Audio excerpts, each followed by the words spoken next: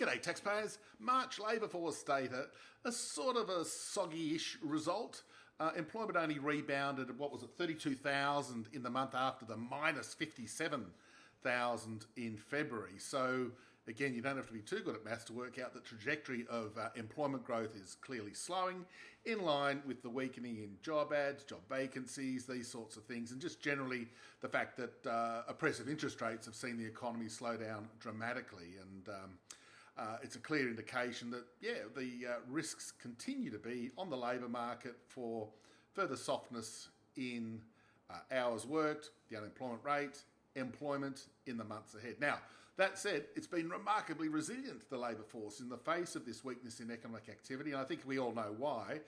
The government's been rolling out a lot of its policy promises from the previous elections, hiring in aged care, in healthcare, education, these sorts of services that we, the electorate, demand. So without that, we need to wait a little bit longer to see the private-public split.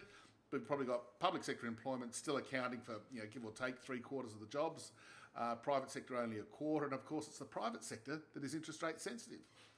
One other element in the numbers today was that hours worked are actually starting to soften. So even though employment is sort of okay and the unemployment rate's nice and low, the hours worked is actually softening, and that's a sign of sluggishness, let's call it, in the economy. So we're still 2 weeks away from the inflation data. That's the next biggie, I suppose, for the RBA and the markets. But at this stage, the rate cuts baked into the cake for May 20th. The question remains, can they go, or should they go 50 basis points in May, given that they've given an indication that they don't want to do anything before then. So anyway, but an okay labour market number. I'm not jumping up and down how wonderful it is, but it's nice to see the unemployment rate remaining relatively low in the wake of the slowing economy.